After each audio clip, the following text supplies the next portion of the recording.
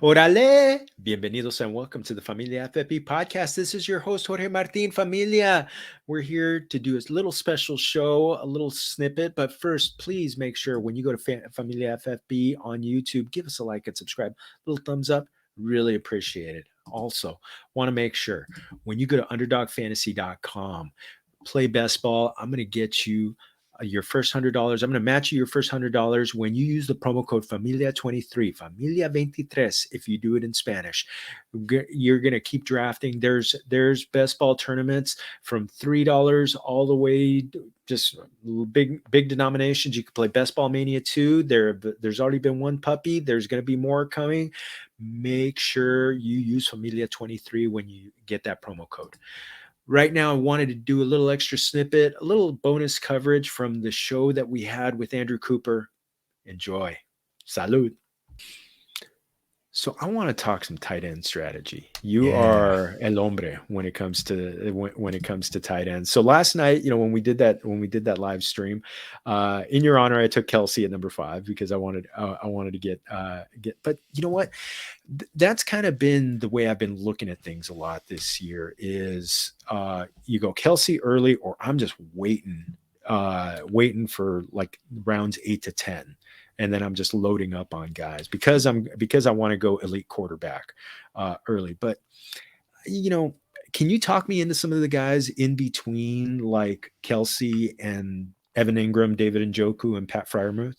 Well, I'll tell you what. Me personally, if I don't get Kelce or Mark Andrews or sometimes Kyle Pitts, then I use my strategy, the yin and yang tight end, right? So this is for redraft leagues. In best ball leagues, you have to draft 2 or 3 tight ends. But in your normal hometown leagues, what this strategy is you wait and you draft 2 tight ends, right? And most people only draft 1. They think it's crazy to draft 2. I think that people aren't taking advantage of this strategy that we've used to get Mark Andrews, his breakout year, Darren Waller, his breakout year. Because here's the reality with these guys that go outside the top 12 is no one's taking 2, and you're not drafting the tight end 15, which Mark Andrews was, or tight end 17, which Darren Waller was, to be your only tight end and start them week 1. No one's doing that. So you have to get them off the wire or do what we do, which is we wait and we take the safest possible tight end to start week 1 and possibly for the first few weeks. And then we take the highest risk, highest reward guy with the bench spot, right? And if he hits, he hits. If he doesn't, we drop him. So last year I wrote the article on Evan Ingram. Luckily, he ended up being the guy that finished top 5. But in half of my leagues, I drafted Cole Kmet. So I took Cole Kmet. He put up 0 points the first 2 weeks. I'm dropping him, adding Ingram. Just always trying to find the next guy. So last year, what we were doing is we were drafting Zach Ertz and Gerald Everett to be our starter, and then looking for the upside guy. Thank God Ingram came along at the right time with Ertz and them getting hurt. This year, when I look at the current rankings and ADP, what I'm looking at is, okay, we say we're in a 12 team league. You let 9 guys take tight ends. That brings us through Travis Kelce, Andrews, Hawkinson, Kittle, Pitts, Goddard, Waller, Ingram, David Njoku, right? You got a guy like Pat Freiermuth, who we know he's fairly safe, but is he going to be a top 2 target on his team? Does he have path to being a top 5 tight end? I don't know. I don't think so, honestly, because you have Pickens, you have Deontay Johnson. We don't even know if Kenny Pickett's going to be any good. So what you do is you draft that guy and planning to start him week 1. And with your second pick, you take anyone who could have a path to being a top 2 target on their team. That's the real trick. It's as simple as that. If a guy can be first or second target on their team, they have top 5 upside. The vast majority of these guys to finish top 5 are in that spot. Think about Travis Kelce, Mark Andrews, all these guys, right? So like I look at it, I go through and say, why? So in the early rounds, you say, why? Why am I drafting Mark Andrews? Because he's awesome. In the later rounds, we say, why not? Why can't Darren Waller be a top 2 target? Why can't Dalton Schultz be a top 2 target on the Texans? I look at the number 1 guy for me this year, Chiga Okonkwo. Why can't he be a top 2 target with Treylon Burks, right? So I'm like Cole Kmet is a guy who I liked last year. This year with DJ Moore and Darnell Mooney, we don't like him. Greg Dulcich, I like the guy in Dynasty long term, but for me, I think it's going to be Jerry Jeudy and Cortland Sutton and guys like that, Tim Patrick that are top 2. So I'm not going to draft Dulcich now. And they just drafted Marvin Mims too.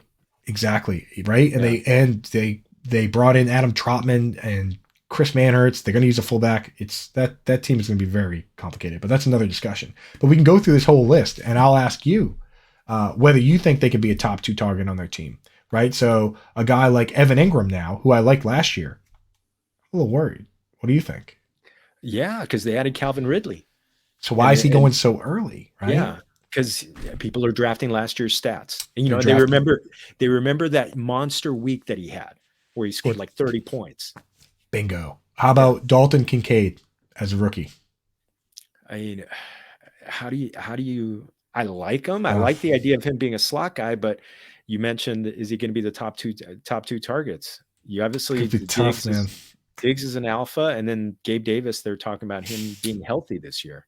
It's him versus Gabe Davis. I mean, if you can get them both cheap, take them both and drop whichever one. If one is way ahead of the other, you might work out, but it's kind of tough there. We talked about Cole Kmet, probably not. Greg Dulcich, probably not. Here's an interesting one for your team, Tyler Higbee.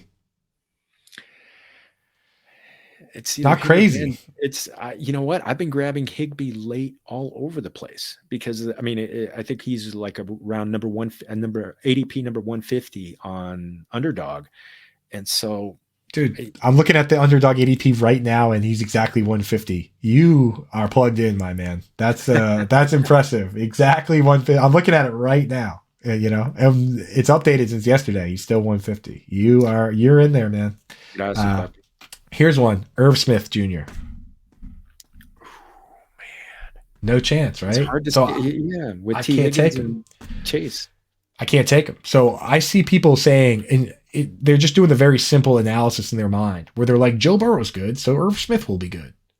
That's not how, it's oftentimes that's not how it works. You need the opportunity as well. If T. Higgins is T. Higgins and Jamar Chase is Jamar Chase and Tyler Boyd is Tyler Boyd and Joe Mixon is Joe Mixon, if Irv Smith is fantasy relevant, it doesn't matter who has Irv Smith because whoever drafts Joe Burrow is going to win the league. The last time a team had 2 top 24 wide receivers and a top 5 tight end, not 3 top 24 wide receivers, 2 top 24 wide receivers and a top 5 tight end. It was 2013 Peyton Manning, and he threw 55 touchdowns. 50, it's just not happening, dude. You know what I mean? So but Joe Burrow could do that. He could do that. If he does that, then like I said, whoever has Burrow wins. So you don't have to worry about Irv Smith. Irv Smith is off the board for me. How about Juwan Johnson for the Saints? I mean, it's if Michael Thomas is healthy and they people are talking about A.T. Perry a little bit there, Rashid Shaheed. It's hard to see him being the guy. And Taysom Hill's gonna get some play it somehow. I like Michael Thomas. A lot of people come to me and they say Michael Thomas is gonna get hurt. To which I usually say, what's the injury going to be? And then they don't know because last year he wasn't the ankle, it was the toe. But the other thing I tell those people is, well, if you don't believe in Michael Thomas, then you should draft Juwan Johnson, right? Like, make your bets that way. Just make sure your bets line up, right? Like, I see so many people that are drafting Irv Smith, even though they like T. Higgins and Jamar Chase. I'm saying your bets aren't they're not living together, So, make your bets that way. We'll do just a couple more, but this game, I mean, it really, truly, at the end of the day, it's how you identify upside. It doesn't have to be hard. You know what I mean? Like, Logan Thomas was the top 2 target on the Commanders, and he ended up being tight end 3, right? Like, that's how we find these guys. We're looking for guys that play slot and run a lot of routes, and there's targets available. So here's a name I'm going to throw at you. Might fit that bill. Sam Laporta for the Lions. And he's been one of the darlings of rookie camp, but you got no Jamison Williams for the first 6 weeks, and does Jahmyr Gibbs, who's after Amon-Ra St. Brown, it's a bunch of guys. So this is why we draft 2. Yeah, you draft somebody early, you can start week 1. You're not going to start Sam Laporta week 1. You'd be outside of your mind if you did. But you start somebody else, and then you put Sam Laporta on the bench. And when Sam Laporta comes out and has 9 targets because they drafted him in the early second round to be that guy, then you take the other guy and you ditch him, right? That's what we're doing. That's the whole yin and yang. The yin guys are the safe guys that are affordable, and the yangs are the high risk, high reward, and we just rotate them in and out. Gerald Everett is next after Sam Laporta. No chance. No, I mean, he's number 5, because you got to count Eckler and Johnston. And now we're getting deep. Taysom Hill, which I know we're not talking about Taysom Hill. All right, it's too. I can't It's too do weird. it. Michael Mayer for the Raiders. I mean, you could see it. You could see it possibly happening. He would have to be a stud because we're talking over. I mean, he just has to be so good that Renfro and Jacoby just go away. It could happen, but I don't know. Plus, I think they're rebuilding their line. I think they're going to use him to block a lot. And one of the things is he's been noted as a good blocker. So I think they're going to keep him in a little bit more. I think you're right. But here's an interesting one. Mike Gesicki. You know what? It's very muddled. Who's going to be the number one receiver there? Why not? That's so. Like I said before, early we say why. In this range, we say why not. I think Juju will get the Jacoby Myers role, right? But after Juju, Devontae Parker. I think Hunter Henry's going to go in line now, and Gesicki's going to play wide out. I'm at tight end 24. I can guarantee you I will have some Mike Gesicki on these teams. That's very interesting. That's pretty sexy. That is pretty sexy. Yeah, and you know what? Though I will say one guy that I've been grabbing in the last round of drafts when it's possible, Tyquan Thornton, just because of the potential for a second year pop. Right, and my goodness, like go back and watch the end around from last year, where he ran an end around and took it to the house. So the 40 time doesn't always translate. It translates for this guy. This guy is on field fast. Like that was the time where I was like, because I was watching the game. I didn't even recognize he was in. And I was like, who the hell was that? Like, I couldn't even see him. Like that was an impressive play, but yeah, he needs a full-time role. But for best ball, I'm definitely taking a lot of Tyquan Thornton. I mean, 70-yard touchdown at any moment. He ran like a 4.29. It was something ridiculous like that, right? Yeah. Phenomenal. Yeah. So, I mean, Hayden Hurst, maybe. I don't know. Trey McBride. Yeah. As you get down here, the names get fewer and fewer. Here's an interesting one. I'm not going to go through every single name. Luke Musgrave for the Packers. They drafted him for a reason. And he's what's the best friend of a young tight end? I mean, a young quarterback. It's a tight end right there. I mean, they did grab two of them there, and plus they also grabbed Jaden Reed. So it's kind of muddled, but I could see it happening. He's a watch list guy. Some of these guys to me are watch list, and I'll tell week one. I always tweet it out. I do my whole update. If he goes out and plays, because we did this with Logan Thomas. I'm like going through the data, and everyone's telling me Dallas Goedert's the guy you add. This is 2020, and I'm looking at it, I'm like Logan Thomas. Even though he wasn't producing, he was playing 100% of snaps, and he was playing 90% of them from the slot, and he was running around every play. I was like, this is our guy here, right? And through 6 weeks, he was tight end 26. And I just kept saying, I was like, this guy, he has it's all there, right? Like they want him to be the guy. And then sure enough, he did become the guy. But with him, it was so glaringly obvious, right? Like you have to argue with people when they say, but he's not scoring any points. I'm like, the points are coming. Don't worry about it. Yeah. Paciencia. Right. They're coming, dude. Trust me. Hey, it's on me. I'm like, you can put the blame on me, So yeah, but that's the game we play here. And it makes me feel a lot better about waiting just to know, okay, everyone's going to get one tight end. Pat Freiermuth is tight end 10. Dalton Schultz is tight end 12. Chig is tight end 13. I'll take two of those guys, and I'll figure it out, dude. We'll glue this together. We'll figure it out. Yeah, I've been grabbing a lot of Chig. Lot of Chig. His ADP is going to go up even more. He's at 13 now. I'll tell you, he won't get ahead of – he's not going to move ahead of Pitts or Goddard or Waller, but he could be as high as 8 or 9. I'm warning people right now.